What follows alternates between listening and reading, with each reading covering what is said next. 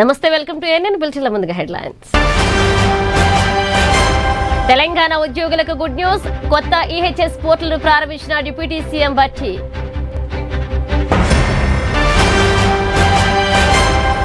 BRS యువ సంగ్రామ సదస్సుకు green signal. సభకు షరతులతో కూడిన అనుమతి ఇచ్చిన తెలంగాణ హైకోర్టు.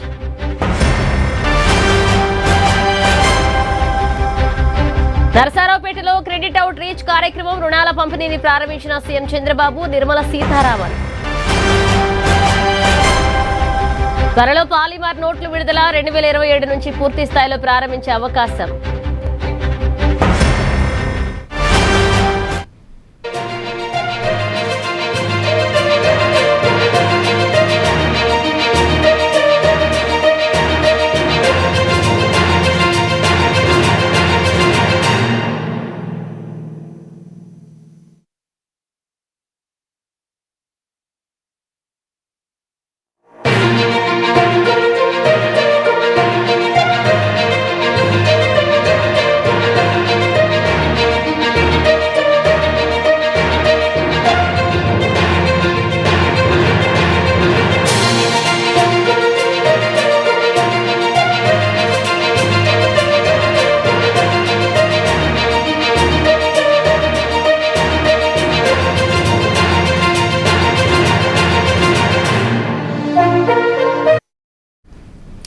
ఇక దేశంలో పాలిమర్ కరెన్సీ నోట్లను ప్రయోగాత్మకంగా ప్రవేశపెట్టే దిశగా భారతీయ రిజర్వ్ బ్యాంక్ కసరత్తు చేస్తుంది. ఈ పైలట్ ప్రాజెక్టును త్వరలోనే ప్రారంభించి 2027 నాటికి పూర్తి స్థాయిలో అందుబాటులోకి తీసుకొచ్చే అవకాశం ఉన్నట్లుగా సమాచారం. తొలి దశలో భాగంగా 10, 20 వంటి తక్కువ విలువ కలిగిన నోట్లతో ఈ ప్రయోగాన్ని ప్రారంభించాలని ఆర్బీఐ యోచిస్తుంది. ఇక ప్రస్తుతం చలామణిలో ఉన్న కాగితపు నోట్లను రద్దు చేయకుండానే దశల వారీగా ఈ కొత్త పాలిమర్ నోట్లను అందుబాటులోకి తీసుకురానున్నారు. ఇందులో భాగంగా భద్రతా ప్రమాణాలతో కూడిన పాలిమర్ షీట్లను సరఫరా చేసేందుకు ఆర్బీఐ ఇప్పటికే గ్లోబల్ ఎక్స్ప్రెషన్ ఆఫ్ ఇంట్రెస్ట్ జారీ చేసింది. బిల్లు దాఖలకు ఆగస్టు 18ని తుది గడువుగా నిర్ణయించింది.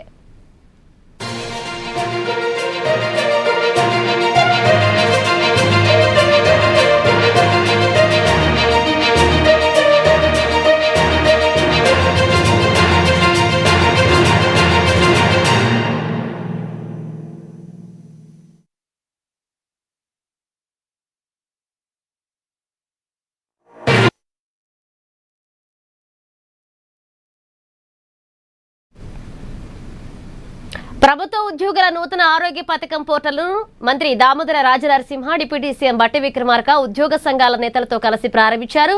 ఇక ప్రభుత్వ ఉద్యోగుల సమస్యలు పరిష్కరించేందుకు సమన్వయంతో పనిచేశామని బట్టి విక్రమార్క అన్నారు. నగదు రహిత చికిత్సల విషయంలో ఇకపై ఉద్యోగులు ధైర్యంగా ఉండొచ్చని చెప్పారు. ఇక రాష్ట్రంలో నూతన అధ్యాయం మొదలైందని హర్షం వ్యక్తం చేశారు. 10 ఏళ్లు అధికారంలో ఉన్న బీఆర్ఎస్ ప్రభుత్వం పట్టించుకోలేదు అని విమర్శించారు. ఇది కేవలం ఒక పథకాన్ని మనం ప్రారంభించుకోవటం ఒకటే కాదు, తెలంగాణ రాష్ట్ర చరిత్రలో ఒక నూతన అధ్యాయానికి ఈరోజు మనం ప్రారంభం మొదలుపెట్టాం. రాష్ట్ర వ్యాప్తంగా ఉన్నటువంటి దాదాపు 8 లక్షల మంది ఉద్యోగులు, పెన్షనర్స్, 9 నుంచి 10 లక్షల వరకు ఉన్నటువంటి వారి మీద ఆధారపడి ఉన్నటువంటి డిపెండెంట్స్ కి సంబంధించి ఒక భరోసా, ఓ నమ్మకం, ఒక భయం లేనటువంటి ఒక వ్యవస్థను ఈరోజు మనం న్యూ ఎంప్లాయీస్ హెల్త్ స్కీమ్ ద్వారా క్యాష్లెస్ ట్రీట్మెంట్కి ఈరోజు రాష్ట్ర ప్రభుత్వం తరఫు నుంచి ఇందిరమ్మ ప్రభుత్వం, ప్రజాప్రభుత్వం, కాంగ్రెస్ ప్రభుత్వం ఈ కార్యక్రమాలు చేపట్టింది. ఇది కేవలం ఒక్క రోజులో అయినటువంటి కార్యక్రమం కాదు. ప్రభుత్వంలో పనిచేస్తున్నటువంటి ఉద్యోగ సంఘాలు, ఉద్యోగస్తులు అందరూ కలిసి రాష్ట్ర ముఖ్యమంత్రి గౌరవ రేవంత్ రెడ్డి గారిని, ఈ కేబినెట్ ని కలిసి ఒక విజ్ఞప్తి చేశారు. అనాదిగా ఈ రాష్ట్రంలో మేము ప్రజల కోసం సేవలు అందిస్తా ఉన్నాం. దురదృష్టవశాత్తు ఏదైనా జరిగితే ఆ వైద్యానికి సంబంధించినటువంటి ఖర్చుని మేము భరించలేనటువంటి పరిస్థితిలో ఉన్నాం. భరిస్తే కూడా దాన్ని అప్పులమయంగా తెచ్చుకొని తీర్చలేనటువంటి దుస్థితిలో కూడా ఉన్నాం. సమయానికి డబ్బులు లేకపోతే హాస్పిటల్లో వైద్యం చేయలేనటువంటి పరిస్థితి కూడా ఉంది. కాబట్టి రాష్ట్ర ప్రభుత్వం చేపట్టే అనేక ప్రజా సంక్షేమ కార్యక్రమాలని, పరిపాలన సంబంధమైనటువంటి అంశాలని కింది స్థాయి వరకు మేము డెలివరీ మెకానిజంలో మా బాధ్యత పూర్తి స్థాయిలో నిర్వహిస్తూ రాష్ట్ర ప్రభుత్వ కార్యక్రమాలను విజయవంతం చేయడం కోసం ప్రయత్నం చేస్తున్న ఈ సమయంలో మాకు, మా కుటుంబ సభ్యులకు కూడా ఒక భరోసాని రాష్ట్ర ప్రభుత్వం కల్పించాలని విజ్ఞప్తి చేసినప్పుడు ఈ ప్రభుత్వం ఒక క్యాబినెట్ సబ్ కమిటీని నియమించి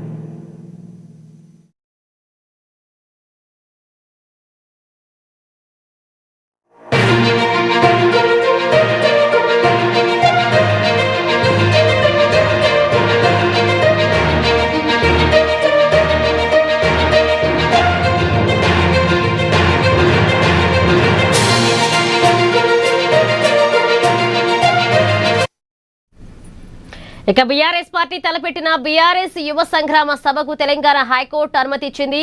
ఇక శనివారం నాడు హైదరాబాద్ లోని సరూర్ నగర్ స్టేడియంలో సభ నిర్వహించుకోవచ్చని తెలిపింది.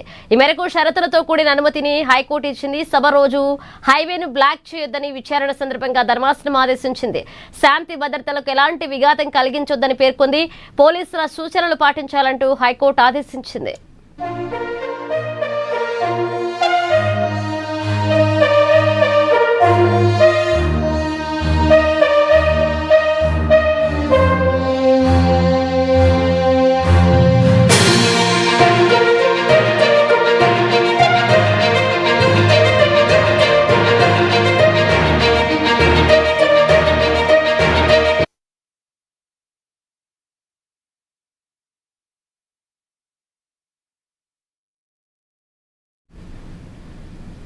పారిశ్రామికవేత్తలకు పల్నాడు చిరునామాగా మారాలని సీఎం చంద్రబాబు ఆకాంక్షించారు. రైతులు, మహిళలు, విద్యార్థులు ఇలా అర్హులైన అందరికీ కూడా రుణం అందించడమే లక్ష్యమన్నారు.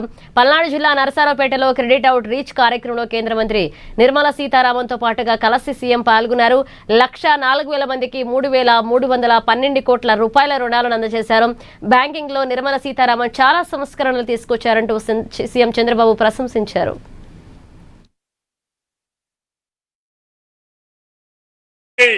ఒక పారిశ్రామికవేత్త కావాలి, అది మా ఆడబిడ్డలతో స్టార్ట్ కావాలి.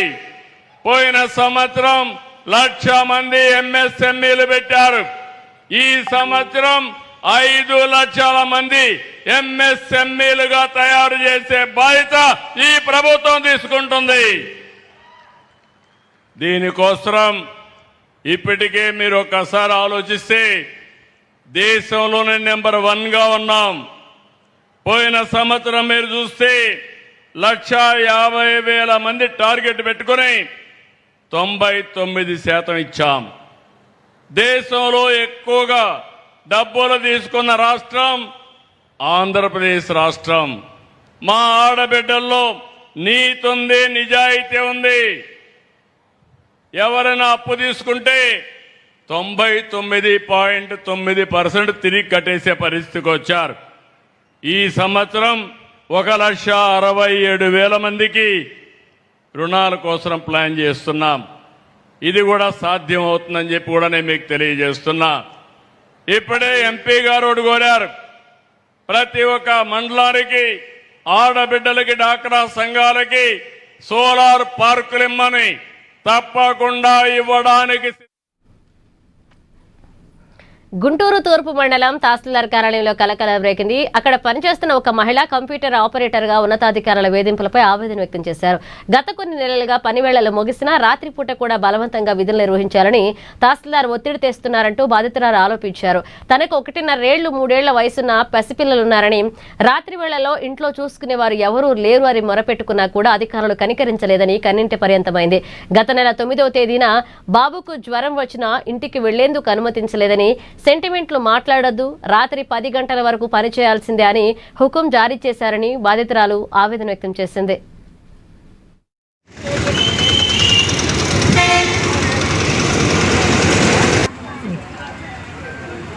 కంప్యూటర్ ఆపరేటర్గా విధులు నిర్వహిస్తున్నాను. గత కొన్ని నెలల నుంచి తహసీల్దార్ వారు నన్ను కార్యాలయపు వేళ్ళు అతిక్రమించి కూడా విధులు నిర్వహించమని బలవంతం చేస్తున్నారు. కాగా సదరు ప్రక్రియలో అడగ్గా సార్ ఎలక్షన్ వరకు నిమిత్తం మమ్మల్ని గోరంట్ల గ్రామానికి రావాల్సిందిగా పంచాయతీ ఆఫీస్కి రావాల్సిందిగా ఆదేశించి ఉన్నారు. సదరు ఆదేశాల ప్రకారం మేము గవర్నమెంట్ పంచాయతీ ఆఫీస్కి వెళ్ళి ఉన్నాము. నాకు 2 పిల్లలండి. ఒక బాబుకి 1.5 year, ఒక బాబుకి 3 years. 2 పిల్లల్ని చూసుకోవాలి. నాకు ఇంట్లో ఎటువంటి సపోర్ట్ లేదు. అయినా కానీ నేను మంగళగిరిలో నాది పోస్టింగ్ ఆపరేటర్గా. కానీ నేను ఇక్కడ డిప్యుటేషన్ మీద కేవలం పిల్లల కోసం, ఫ్యామిలీ కోసం నేను ఇక్కడ డిప్యుటేషన్ తెప్పించుకున్నాను గుంటూరు తూర్పు మండలానికి. అయితే 9వ తారీఖు, గత 9వ తారీఖు, ఈ నెల 9వ తారీఖున సార్ విధులను నిర్వహించవలసిందిగా కోరి ఉన్నారు. సార్ ప్రక్రియని వారి ఆదేశాల మేరకు మేము గోరింట్ల పంచాయతీ ఆఫీస్కి చేరుకొని విధులు నిర్వహించి ఉండగా రాత్రి సమయం 8 అయింది.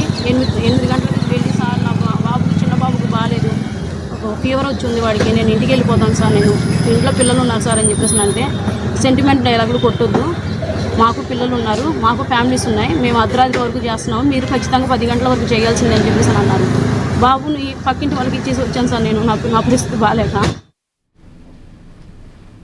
అల్లూరి సీతారామరాజు జిల్లా అరకు వ్యాలీలో జరిగిన గిరిజన సాంప్రదాయ కళల జాతర అంబరాన్ని తాకింది. ఇక స్థానిక గిరిజన కళాకారుల ప్రతిభకు జాతీయ స్థాయిలో గుర్తింపు తేవడమే లక్ష్యంగా అరకులోని ఏపీ టీడీసీ గోష్ఠి మీటింగ్ హాల్లో ట్రైబల్ ఆర్టిజన్ ఎంపవర్మెంట్ మేళా వైభవంగా ప్రారంభమైంది. కేంద్ర గిరిజన వ్యవహారాల మంత్రిత్వ శాఖకు చెందిన ట్రైఫెడ్ పాడేరు ఐటీడీఏ సంయుక్త ఆధ్వర్యంలో ఏర్పాటు చేసిన ఈ మేళాను జిల్లా కలెక్టర్ నిశాంతి జ్యోతి ప్రజ్వలన చేసి అధికారికంగా ప్రారంభించారు. ఇక అనంతరం హాల్లో ఏర్పాటు చేసిన స్టాళ్లను కలెక్టర్ పరిశీలించి గిరిజన మహిళలు సెల్ఫ్ హెల్ప్ గ్రూపుల ఉత్పత్తులను కొనియాడారు. ఇక్కడ ఎంపిక చేసిన ఉత్పత్తులను దేశవ్యాప్తంగా ఉన్న ట్రైఫెడ్ లేఅవుట్లలో విక్రయానికి ఉంచుతామని, దీనివల్ల మన గిరిజన కళాకారులకు జాతీయ మార్కెటింగ్ లభిస్తుందన్నారు.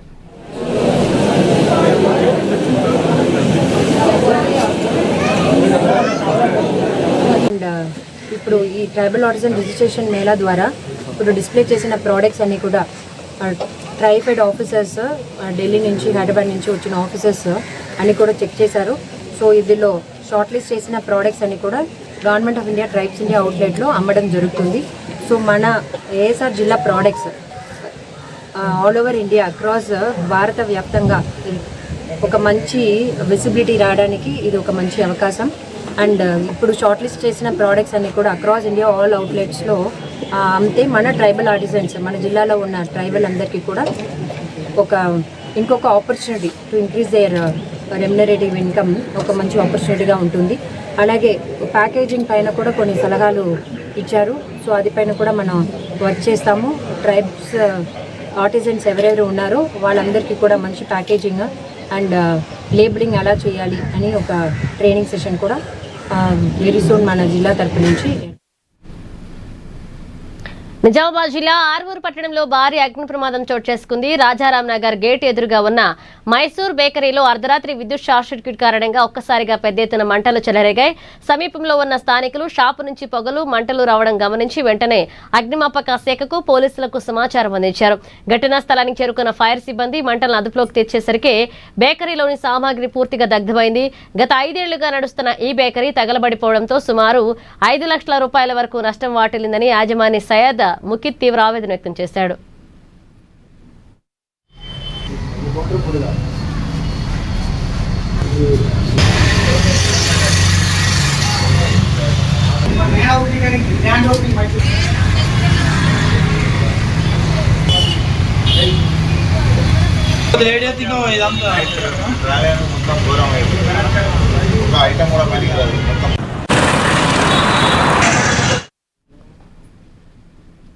గురుకుల పాఠశాల నుంచి పారిపోయిన 5వ తరగతి విద్యార్థి ఆచూకీని కామారెడ్డి జిల్లా బెక్కనూరు పోలీసులు కేవలం 4 గంటల్లోనే గుర్తించి తల్లిదండ్రులకు అప్పగించారు. సిద్ధరామేశ్వర నగర్ సమీపంలో సాంఘిక సంక్షేమ గురుకుల పాఠశాలలో చేరిన పెద్దమల్లారెడ్డి గ్రామానికి చెందిన రిత్విక్ అనే విద్యార్థికి అక్కడ చదవడం ఇష్టం లేక పాఠశాల గోడ దూకి పారిపోయాడు. జాతీయ రహదారిపై లిఫ్ట్ సహాయంతో తన స్వగ్రామంలోని పాత ప్రాథమిక పాఠశాలకు చేరుకున్నాడు. ఇక పాఠశాలలో బాలుడు కనిపించకపోవడంతో ప్రిన్సిపల్ రఘు పోలీసులకు ఫిర్యాదు చేశారు. రంగంలోకి దిగిన బెక్కనూరు సిఐ నరేష్, ఎస్ఐ అనిల్ గాలింపు చేపట్టి బాలుడిని సురక్షితంగా గుర్తించి తల్లిదండ్రులకు చేర్చారు. ఇక కేవలం 4 గంటల్లోనే బాలుడి ఆచూకీ కనుగొన్న పోలీస్ సిబ్బందిని జిల్లా ఎస్పీ రాజేష్ చంద్ర అభినందించారు.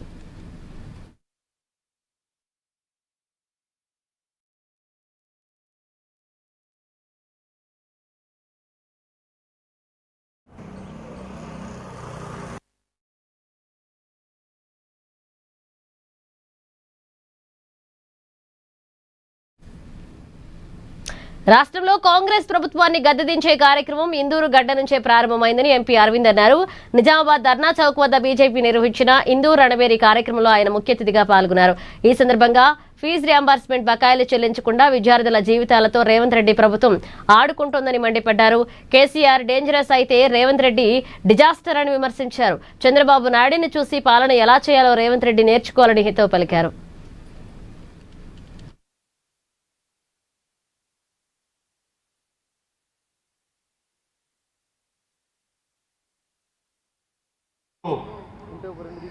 నేడు ఇందూరు బీజేపీ చేపడుతున్న ఉద్యమం ఇది.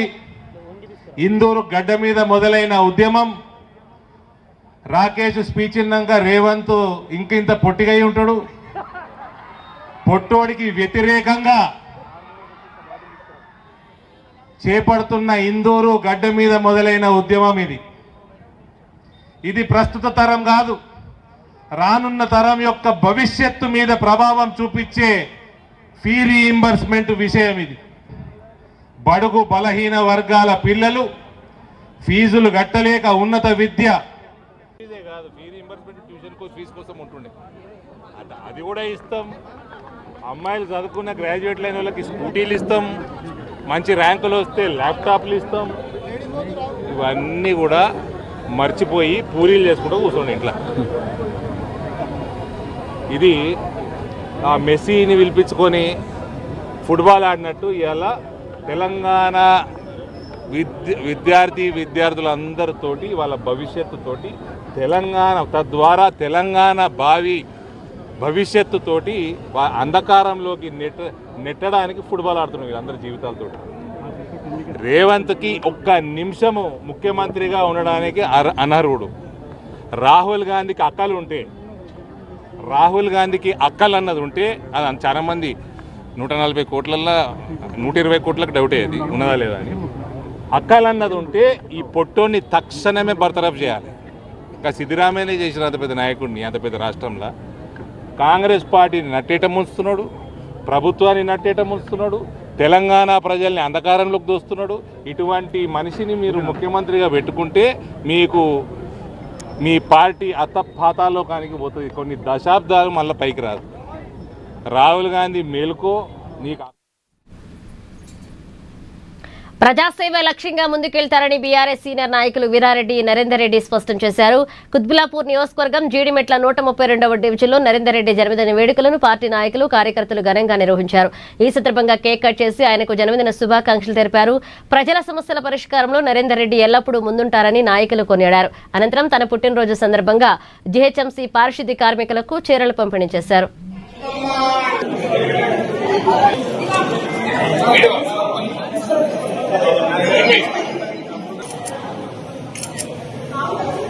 నాకు శుభాకాంక్షలు తెలియజేయడానికి వచ్చిన మా 132 డివిజన్ బీఆర్ఎస్ పార్టీ కార్యకర్తలు, నాయకులు, నా మిత్రులు కష్టపడి ఎల్లవేళలా పనిచేస్తుంటాడు. ప్రతి ఒక్కరికి నేనున్నానంటాడు. ఎవరి గురించి ఎవరు అడిగినా అది కాదనకుండా సాయం చేయడానికైనా. ఇంత పెద్ద ఎత్తున ఈరోజు పుట్టినరోజు జరుపుకుంటున్న మా వీరారెడ్డి నరేందర్ రెడ్డి గారికి మరోమారు జన్మదిన శుభాకాంక్షలు తెలియ 132 డివిజన్ నుంచి ఇచ్చేసినటువంటి బీఆర్ఎస్ పార్టీ నాయకులు, మరి వీరారెడ్డి నరేందర్ రెడ్డి గారి మిత్రులు అందరికీ కూడా పేరు పేరున హృదయపూర్వక నమస్కారాలు తెలియజేస్తూ, మరి మీ అందరి ఆశీర్వాదంతో మరి వీరారెడ్డి నరేందర్ రెడ్డి గారు మరి భగవంతుడు ఆయనకు ఎల్లవేళలా ఆయనకు అందుబాటులో ఉంటూ ఆయన చేసే సేవా కార్యక్రమాలకు భగవంతుడు తోడ్పాటు కావాలని చెప్పి మేము ఈ సందర్భంగా తెలియజేస్తా ఉన్నాం. మరి వీరారెడ్డి నరేందర్ రెడ్డి గారు గత కొన్ని సంవత్సరాలుగా 132 డివిజన్లో సామాజిక సేవ మరి ఇటు రాజకీయ పరంగా కూడా ఆయన శక్తికి మించి పనిచేస్తా ఉన్నారు. అటువంటి సిద్దిపేట జిల్లా కొండపోచమ్మ ప్రాజెక్టు వద్ద బీఆర్ఎస్ నాయకులు నిరసన వ్యక్తం చేశారు. గజ్వేల్ బీఆర్ఎస్ ఇన్ఛార్జ్ ప్రతాపరెడ్డి ఆధ్వర్యంలో ధర్నా నిర్వహించారు. మల్లన్న సాగర్, కొండపోచమ్మ సాగర్ల నుండి పంట పొలాలకు వెంటనే సాగునీటిని విడుదల చేయాలని డిమాండ్ చేశారు.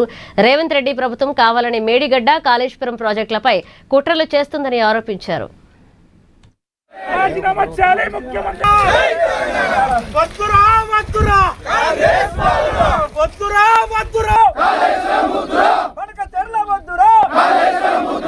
విడుదల చేయాలి. రాజ్యం ఇదే మీ రాజ్యం దొంగల రాజ్యం దోపిడీ రాజ్యం ఇదే మీ రాజ్యం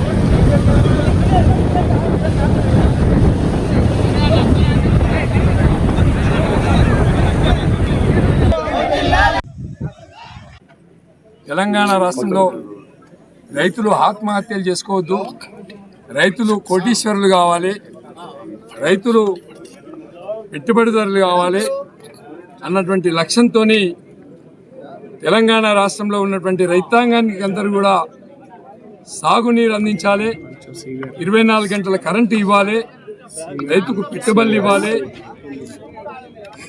రైతుకు అందుబాటులో కొనుగోలు కేంద్రాలు ఏర్పాటు చేయాలన్నటువంటి లక్ష్యంతో కేసీఆర్ గారు పనిచేశారు. గత 2.5 సంవత్సరాలుగా రేవంత్ రెడ్డి గారు కుట్రలు చేస్తూ మేడిగడ్డ వద్ద బ్యారేజీని బాంబులు పెట్టి బ్లాస్ట్ చేసి ప్రతిపక్షంలో కాళేశ్వరంలో ఏదో జరిగిపోయినట్టు, కాళేశ్వరం నాణ్యత లేదన్నట్లు ప్రజల్ని నమ్మించి అధికారంలోకి వచ్చినటువంటి రేవంత్ రెడ్డి గారు 2.5 సంవత్సరాలుగా ఎక్కడ కూడా ఆ 2 పిల్లల్ని రిపేర్ చేయడానికి మనసు ఒప్పుకోవట్లేదు రేవంత్ రెడ్డి. తెలంగాణ రైతాంగం అంతా కూడా నీళ్లు లేకుండా ఇబ్బందులు పడుతున్నా, కరెంటు రాకుండా నానా తంటాలు పడుతుంటే కూడా రేవంత్ రెడ్డి గారు తనకున్నటువంటి ఈగోను అడ్డం పెట్టుకొని కాళేశ్వరాన్ని నిర్మాణం చేయలేకపోతున్నాడు. కాళేశ్వరంలో కుంగినటువంటి 2 పిల్లలని నిర్మాణం చేయలేకపోతున్నాడు. 1 month 4 విజిట్ కార్యక్రమంలో భాగంగా నంద్యాల జిల్లా వెలుగోడులో ప్రజా సమస్యల పరిష్కార వేదిక నిర్వహించారు. ఎమ్మెల్యే రాజశేఖర్ రెడ్డి అధ్యక్షతన జరిగిన ఈ కార్యక్రమంలో జిల్లా collector Rajakumari Ganiya, joint collector Suraj Dhanunjay, జిల్లా ఎస్పీ సునీల్ షోరన్ పాల్గొన్నారు. ఇక వెలుగోడు మండల ప్రజల నుంచి భూములు, ఇతర సమస్యలపై పెద్ద ఎత్తున ఫిర్యాదులు వెలువెత్తాయి. ప్రజల నుంచి అర్జీలను స్వీకరించి బాధితుల సమస్యలను త్వరితగిన పరిష్కరించాలని ఎమ్మెల్యే, సంబంధిత శాఖల అధికారులు తక్షణ ఆదేశాలు జారీ చేశారు.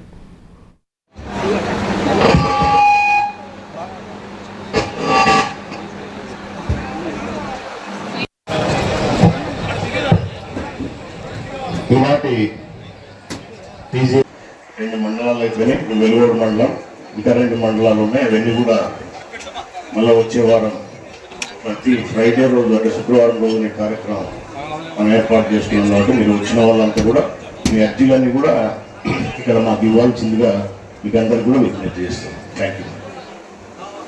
ప్రజల యొక్క సమస్యలు ఏమున్నాయో తెలుసుకుని అవి మనం 15 రోజుల్లో క్లియర్ చేయాలి. అందులో కొన్ని ఇమీడియట్గా క్లియర్ చేసేవి ఉంటాయి, కొన్ని స్టాట్యూటరీ పీరియడ్ ఉంటాయి, కొన్ని ఫైనాన్షియల్ ఇష్యూస్ కూడా ఉంటాయి. సో ఏ సమస్య మీకు ఉన్నా కూడా వెలుగోడు వాస్తవ్యులందరికీ కూడా విజ్ఞప్తి, మీరు ఎటువంటి సమస్య ఉన్నా కూడా మా దృష్టికి తీసుకురండి. మీరందరూ కూడా ఈ అవకాశాన్ని సద్వినియోగపరచుకోవడానికి విచ్చేసినందుకు మీ అందరికీ కూడా పేరు పేరున నా నమస్కారాలు. ఇంతమంది ఈరోజు ఈ కార్యక్రమానికి విచ్చేశారు. తర్వాత అధికారులందరికీ చెప్పేది ఏంటంటే, ఎక్కువగా మనకు వచ్చే సమస్యలు భూ సమస్యలు ఉన్నాయి. అవి కాకుండా డెవలప్మెంటల్ యాక్టివిటీస్, సీసీ రోడ్స్ కావాలి, డ్రైన్స్ కావాలి, లేదు అంటే ఎక్కడన్నా కల్వర్ట్ కావాలి, కొన్ని బిల్డింగ్స్ కొన్ని ఆగిపోయి ఉన్నాయి, అవి పూర్తి చేసి కన్స్ట్రక్షన్ కంప్లీట్ చేసి యూటిలైజేషన్లోకి తీసుకురావాలి. ఇలా చాలా విషయాలు. కొన్ని అయితే పంచాయతీలో క్లీన్లీనెస్ సరిగ్గా లేదు, డ్రైన్స్ పూడుకుపోయినాయి. పెద్దపల్లి జిల్లా గోదావరికని ప్రధాన చౌరస్తాలో లింగాపూర్ మోడల్ స్కూల్ విద్యార్థి సాత్విక్ మృతికి నివాళిగా విద్యార్థులు మానవాహారం నిర్వహించారు. పాఠశాల భద్రతా లోపం వల్లే సాత్విక్ అనే విద్యార్థి నిండు ప్రాణం బలైందని విద్యార్థి సంఘాల నాయకులు ఆగ్రహాన్ని వ్యక్తం చేశారు. అధికారులు తనిఖీలు చేపట్టకపోవడం, పీఈటీ నిర్లక్ష్యం వల్లే ఈ ప్రమాదం జరిగిందని విమర్శించారు. ప్రభుత్వం తక్షణమే మోడల్ స్కూళ్లలో భద్రతా ప్రమాణాలు పెంచాలని విద్యార్థి సంఘాల నాయకులు డిమాండ్ చేశారు.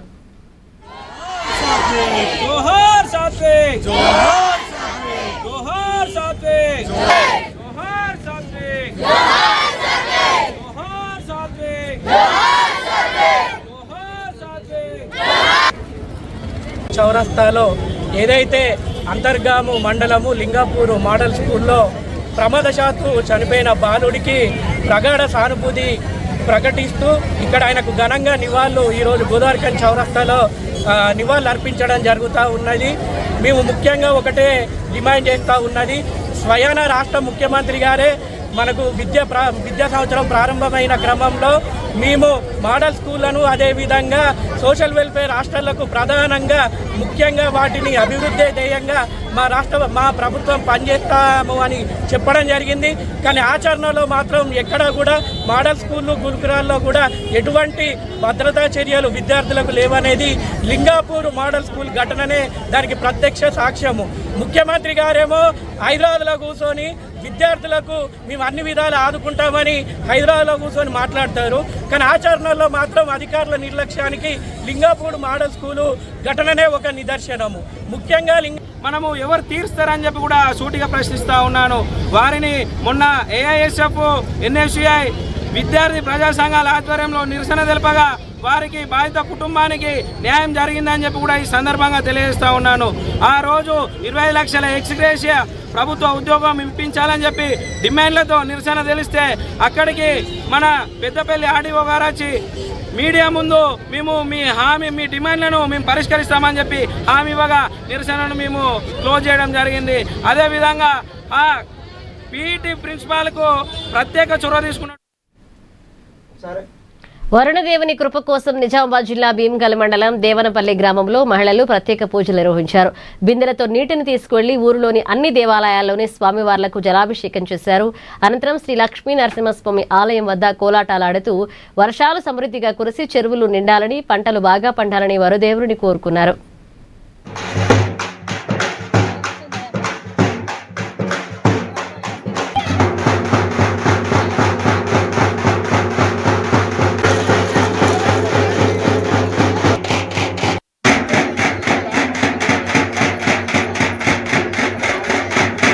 నీళ్ళు వాడుతున్నారు, జనాలు బాగా నీళ్ళకు తాగటానికి కూడా నీళ్ళు లేవు.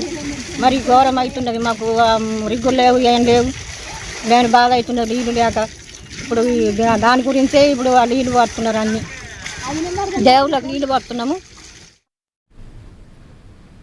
సిద్దిపేట జిల్లా ములుగు మండల కేంద్రంలోని రాజీవ్ రహదారిపై కొండపోచమ్మ సాగర్ భూ నిర్వాసితులు ఆందోళనకు దిగారు. ప్రాజెక్టు నిర్మాణం కోసం తమ భూములు స్వాధీనం చేసుకున్న ప్రభుత్వం తమకు ఇస్తానన్న నష్టపరిహారం, R&R ప్యాకేజీలను ఇప్పటి వరకు అందచేయలేదన్నారు.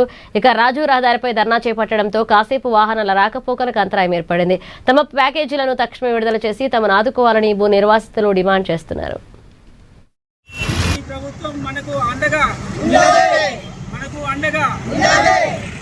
ప్లాట్లు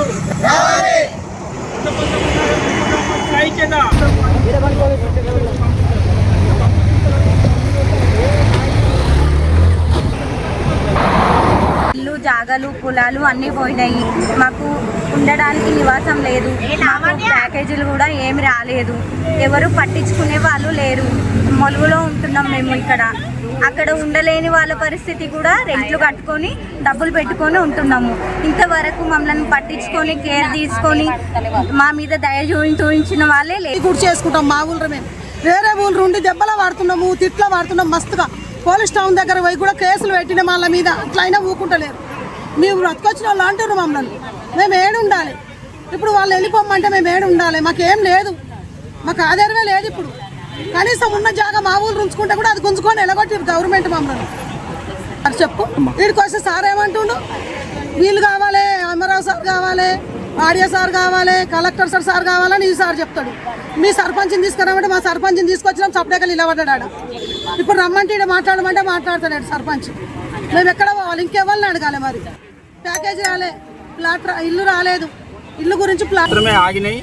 వీళ్ళు ఊర్లో లేరు, వీళ్ళు నాన్ రెసిడెన్సీ అనుకుంటా అప్పుడు ప్రభుత్వము కాలయాపన చేసింది. ఇప్పుడు ప్రభుత్వం కూడా అదే కాలయాపన చేస్తారు. మీరు ఇక్కడ మామిడియాల్లో ఉండట్లేదు, మీరు భూమి ఇచ్చిరా, ఇల్లు ఇచ్చిరా అనే దాంట్లో వాళ్ళందరూ అంటున్నారు. మేము భూములు ఇచ్చాము, ప్లాట్లు ఇచ్చాము, ఇల్లులు ఇచ్చాము. మా తండ్రులకు సంబంధించిన బొందలు కూడా. కామారెడ్డి జిల్లా వ్యాప్తంగా వర్షం కురుస్తుంది. కామారెడ్డి, బాన్సువాడ, పిట్లం, మద్నూర్, మహమ్మద్ నగర్, బిర్కూర్, డొంగ్లీ, తాడ్వాయి, బిక్కనూర్, మాచారెడ్డి, గాంధారి, పాల్వంచ తదితర మండలాల్లో వర్షం నమోదైంది. ఇక అత్యధికంగా బాన్సువాడ మండలంలో 58 మిల్లీమీటర్లు, కామారెడ్డి మండలంలో 48 మిల్లీమీటర్ల వర్షపాతం నమోదైనట్లుగా జిల్లా వాతావరణ శాఖ అధికారులు తెలిపారు. మరోవైపు ఎండిపోతున్న మొక్కజొన్న, పత్తి, సోయాబీన్, పెసరు, కంది తదితర ఆరుతడి పంటలకు ఈ వర్షం ఎంతో మేలు చేస్తుందని రైతులు ఆనందం వ్యక్తం చేస్తున్నారు.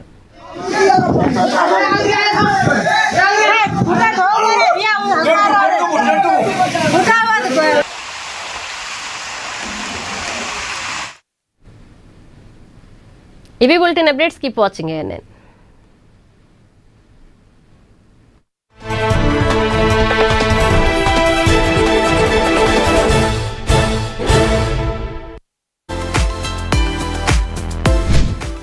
Across